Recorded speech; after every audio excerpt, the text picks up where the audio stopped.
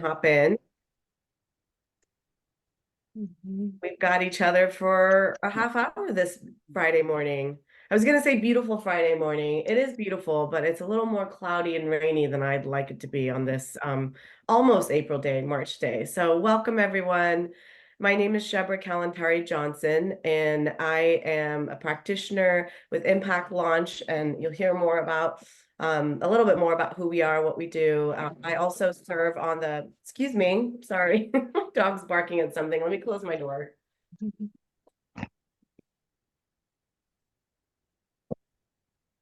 Sorry about that. I think the rain is bringing the critters out too.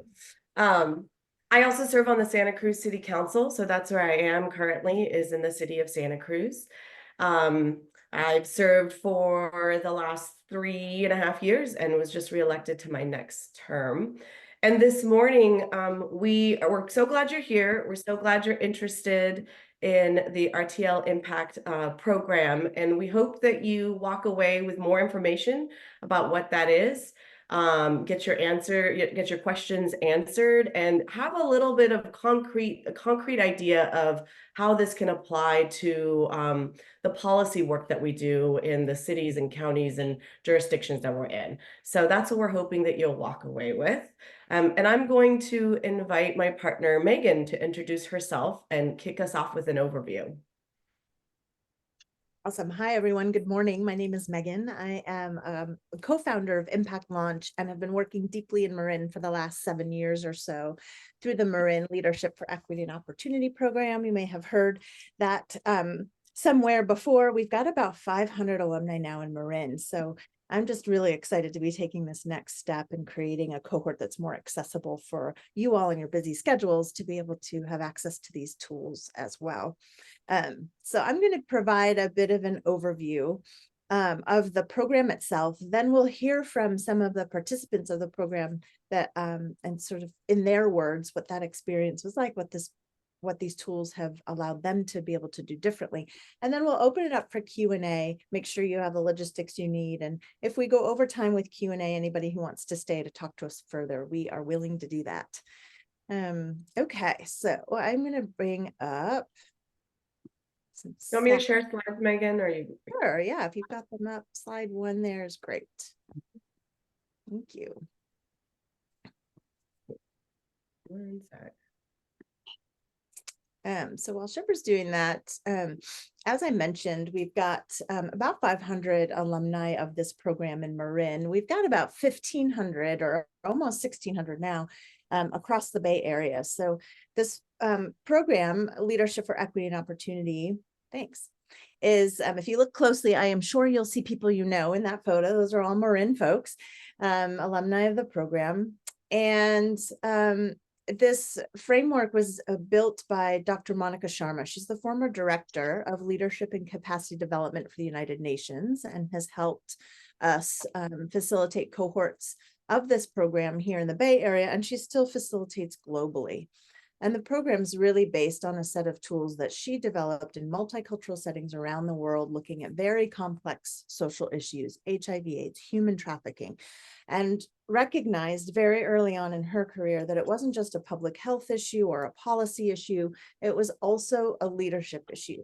It was leaders not necessarily knowing how or having the tools or being able to take what they do know to the next level to get past the polarization, the challenges, the background conversations, the us versus them, the dynamics that I'm going to bet everyone here has experienced at some point in trying to move something forward. So she took the best of leadership theories, Theory U, emotional intelligence, other theoretical frameworks out there about how to create change, and tested them on the ground and saw what actually worked to drive community change, what actually worked where leaders in the community could move something forward. And she put that together into this incredible framework. Shebra and I have been practicing this for over a decade with her, and we've used it in our own projects. You'll hear from others who have used it in theirs, and it's truly helped to shift narratives to be able to amplify the results that we've been trying to achieve so that we could go further more quickly as well. Let me go to the, if you could go to the next slide, Shebra. So just a bit of thank you. Yeah, a bit of logistics is fine. So this will begin in May. The first session we wanted to be in person so that we could be together and build those relationships and have a deeper experience. And then we'll have a follow-up session with additional tools around project design, around how we move past polarizing conversations and get to results in the community online in June. So both of these sessions are part of this one program for elected officials and their staff.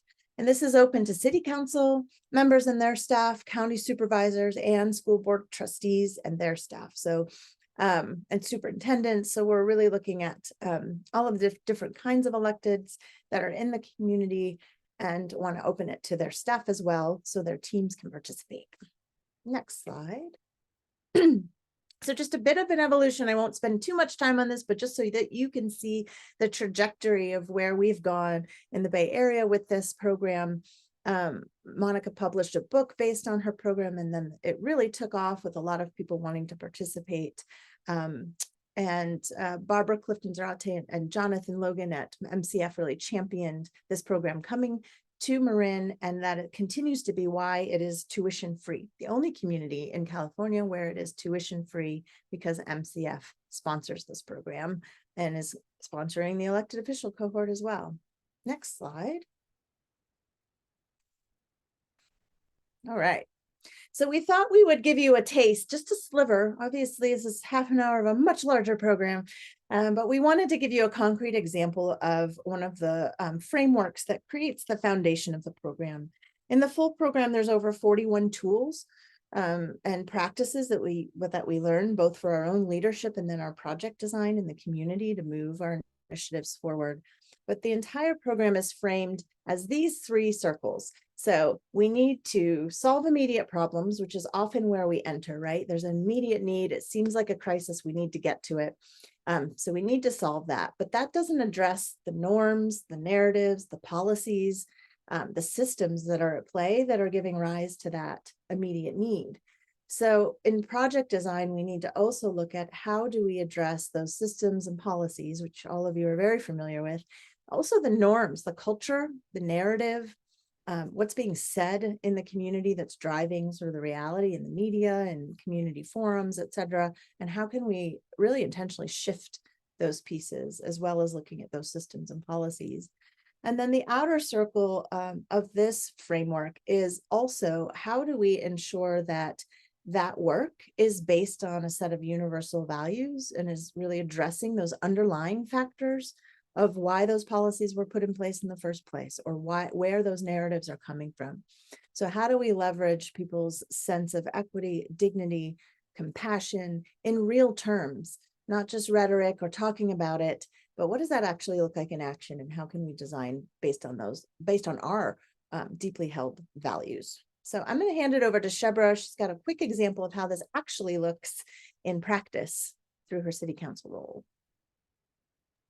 All right, thank you, Megan. I'm going to give, as Megan said, a quick example, but I will say that I've applied this specific tool and many others to so many issues I've worked on, investing in youth, responding to emergencies caused by climate change, so climate resilience and homelessness. So I think I'll talk a little bit more about homelessness. I think we can all relate to this issue in our whichever capacity you serve in. This is a huge challenge across the United States, certainly across California and along the coast.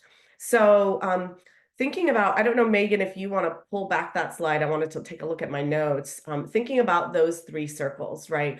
What is the problem we're trying to solve, and what are the immediate solutions? So I'm going to get really granular, right? The city of Santa Cruz, we have one of the highest per capita rates of homelessness across the state.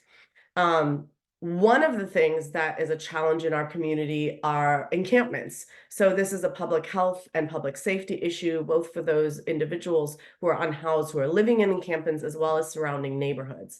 So when we were thinking about immediate solutions, um, we brought forward an ordinance that would not allow for encampments while providing for emergency shelter. So in the past, the way we did it was, so if you look at that, just solving the problem sliver, in the past, we were just looking at that piece, right? We were just looking at, well, we're going to clear encampments. We weren't providing emergency shelter. We weren't connecting folks to county services and case management. And when we started to take a step back and said, we can't just do this piece, we have to create linkages across this full spectrum, we created a whole homelessness response action plan and a homelessness response team. Now, we used some of the ARPA funds from COVID that I think all jurisdictions got to get this started, because of course it takes resources. And we took this opportunity to connect every city department and ensure that every city department had a point person that would work to coordinate with this homeless response team. So we would, in the past, clear encampments, and then they would pop up in other places. And in doing this, we brought forward an ordinance that would disallow encampments, but we also simultaneously put together a homeless response team, put together a homeless response action plan, and connected our departments. Now we go to that next circle, we had to think through what are the shifts we want to see, right? So we went from these complaint-based sweeps, so to speak, to helping people get connected to safe shelter. That was a shift that we knew we had to make if we were to have some sustainable change. We went from these one-off solutions to a really holistic and multi-sector, multi-agency, multi-jurisdiction approach. Like, enough of saying it's this department's fault or it's the county's responsibility, but really taking a step back and doing a holistic approach. I just spoke to this, but we went from it's the county's responsibility, they're the public health arm, the health and human services arm of the state, to identifying the specific role that the city can play, like what's within our scope, what's the role we can play, and that is around encampments. Again, the issue is much wider, but we focused in on this one piece. And then we identified what the values of this project of solving for the issue of encampments is, and we landed on dignity and well-being. So this is right when I joined city council. You can imagine it was very contentious. You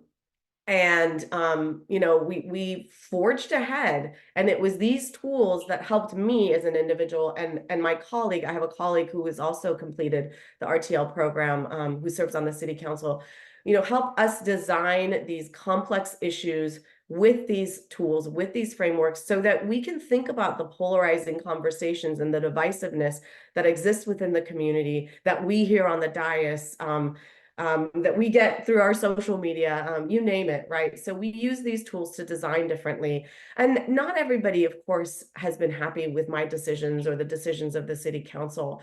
I've been personally attacked, and my family's been attacked, but not a but. And I use these tools to navigate those conversations. I use these tools to talk to community members and constituents. And I'll share some results before we move on. So now 3 years later, we've served 2 years later, actually, because it took a while to implement this framework. 2 years later, we've served over 800 people. We've permanently housed 200, and we've seen a 29% decrease in unsheltered folks in the city of Santa Cruz in a 1-year span. And that is the city. That doesn't count all of the great work that the county has done. And I am proud to say that I was reelected at a 70% margin. So not everybody hates me. So with that, I think I'm going to pass it over to our colleagues here who have their own stories and their own examples to share that are rooted in your community. So I'm going to invite Mayor Kate to share a little bit about her experience with this work. Thank you, Shebra, and thank you, Megan, and nice to see you all on the screen.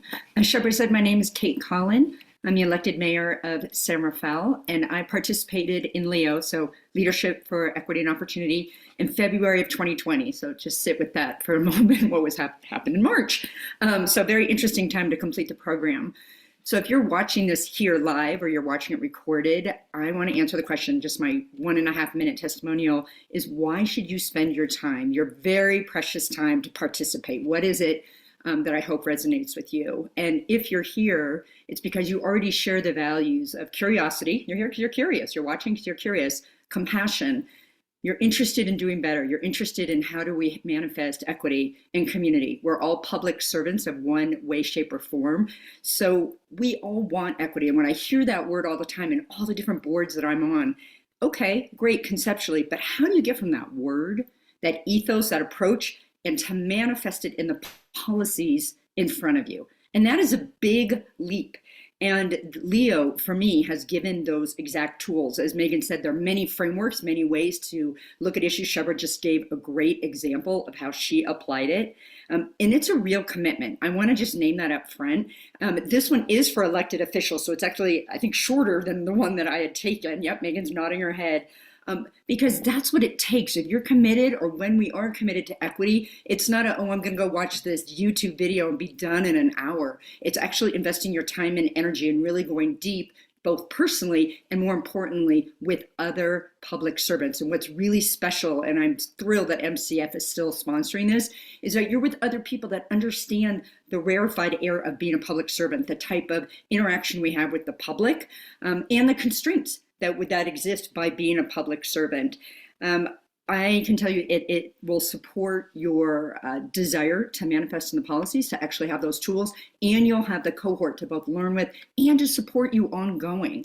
I know you're going to hear from Councilmember Rachel Kurtz. She also went through it. So we can talk about it. She and I can talk about the same language because we've both gone through this program. So I'll just close by saying after I went through the program with Megan, I had said, God, we need to bring more leaders in Marin to this, because we're always talking about how do we have the grassroots, right? We need to bring people up so that our electeds reflect the people in our community. So we're building our bench strength. Yes, 100% we're doing that. This is about training and educating and improving the skill set of people who are already in those seats. Because if we wait for the bench to come up, that's another 5 or 10 years, and I don't want to wait that long. So I am really, really grateful to both Megan and Shebra for putting this together, and hopefully we'll have a great turnout for the cohort. And thank you for considering it. I hope that you'll participate and get a lot out of it. So thank you, Shebra. Turn it over to Supervisor Sackett. Good morning, Mary Sackett. It's a pleasure to be here this morning. I just want to start by acknowledging and giving gratitude to Marin Community Foundation for paying for these cohorts over the years. As everybody in Marin County knows, we look to Marin Community Foundation for a lot of things. And I think it's a testimonial that they continue to pay for this, and also to say, hey, there is a space just for elected officials. So I've applied Dr. Monica Sharma's model of radical transformational leadership to a number of places within my role as a Marin County supervisor.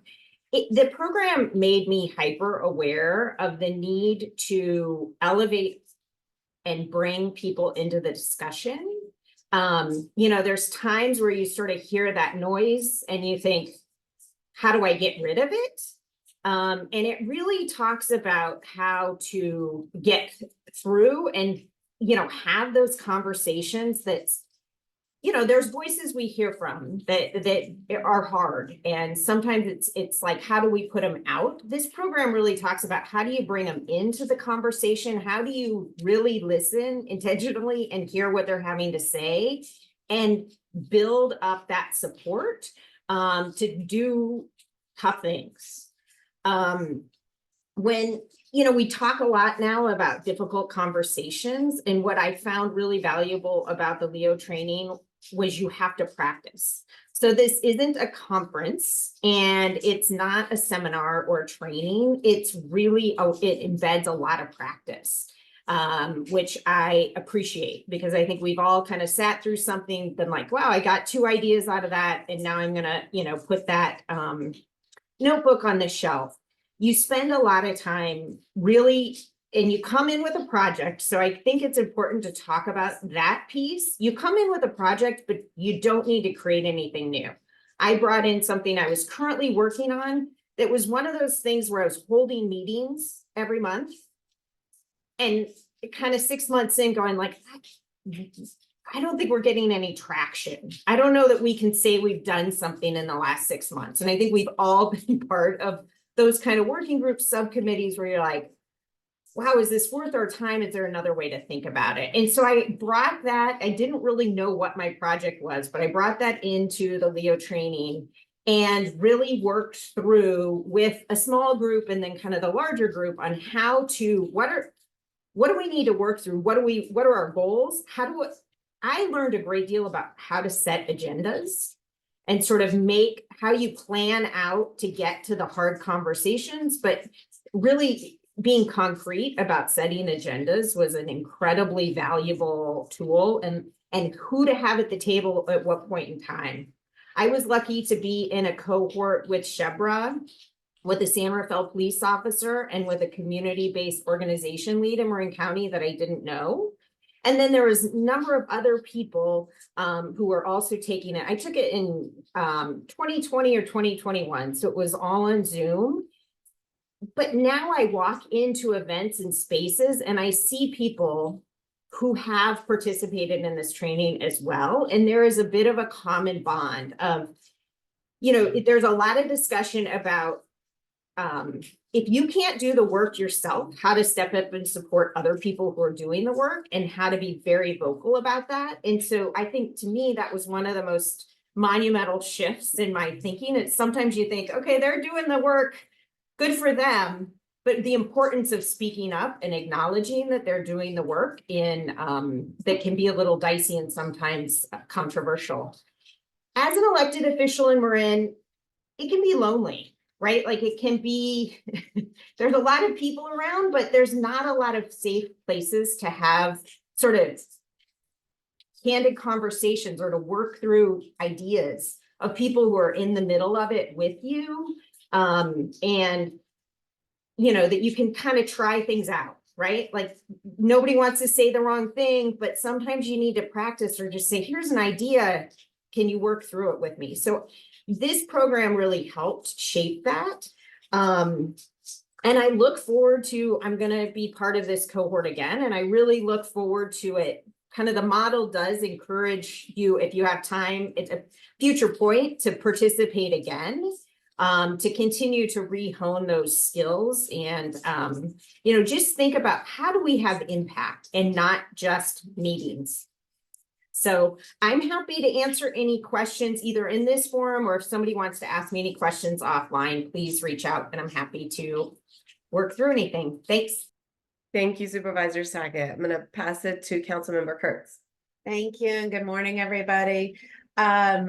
This project, it's interesting because as a project manager, I've been through a number of different trainings and certifications around project management. And I sort of came into this one thinking, I got it. I know this material, and it was very different. For me, I really, I wanted to have something different and new, and it really did provide that. And it has given me some tools that I use on an ongoing basis. So it takes sort of general project management foundation pieces, but it adds a different level, and I call it sort of the glue that really puts it together. And the framework that Shebra shared, where so many times we get focused on just solving that problem and not recognizing that that problem is really a factor of all these other circles that surround it. And how do we get through really trying to affect those really outer circles so that the problem not only gets solved, but it doesn't come back. And that's what's really, I think, really intentional around this program is really, so the skills we learn are really about how do we solve the problem, which is great, but then really make sure that it doesn't come back again and resurface. I'll give you a really concrete example. I do wear a different hat many days. I'm emergency preparedness coordinator in Central Marin. I started a program called Prepared and Resilient Communities, PARC. And one of the tools that I learned is about really calling out what we call a shift. And that shift is very, people know it when you say it, but it's called a shift. And I'll give you one example for the work that I do in this emergency preparedness space. is the perspective that all people are affected by disasters in the same way. And that is a common thought. And so the shift in the project was that really for everyone who's working on this to have that recognition that people of color, non-English language, in low-income communities are disproportionately impacted by a disaster. So how do we look at that? And then I had a partner in the program who said, because I had done my slides, right? We all do our slides. I did my slides. And she's like, call out your shift. Call it out on the slides and really be transparent about the work you're trying to do. And so I did that. And many times we end up spending a lot of time just talking about the shift, how we have to change that mindset, and get down deep. So not just fixing the problem again, but get down deep why that problem exists. So again, it is a time commitment. It's a really important time commitment to give to yourself. And I think what's unique about the opportunity for this cohort is to bring in a staff member and really try to work with that staff member on your project that you're working with. And so you have the staff member's perspective, you have your perspective, and how do you start affecting this deep change that needs to happen in our communities? So I hope you take the opportunity to do this as a gift to yourself and a gift to the communities you're supporting. Thank you so much. Thank you to all three of you for your testimonies and the incredible work that you do. And I just want to name that Ann Matheson, former school board member, also has taken this program and has done great work in your community. I'm going to pass it to Megan. Thanks, everyone. Thank you so much for that powerful testimonial, and just it's wonderful after all the years that we've been doing this to hear how you're using it in the community and creating those shifts. So I know we only have a few minutes. I just wanted to share, and then we can open it up for Q&A. I'm just going to share one more thing just to show some of the results. And if anybody wants to read our full study on the results of the Marin Leo program specifically, MCF has supported evaluating the program, and we have additional information, but just to be able to show that the majority of participants leave this program feeling like they have the courage to disrupt the status quo when it comes to equity, that they feel empowered to take on equity related issues, etc. And that they leave with practical tools to address power dynamics, to design their projects differently, to inspire action related to equity. So we have many more measurable results from the program and case studies about how it's been used locally. If anyone's interested in that, we can share that as well. And we also have examples of other projects that have emerged because of this, etc. So much more to share if anyone wants to follow up with us, but we do want to open it up. If anyone has to go, totally understand, but want to open it up to your questions if you have any for us at this time.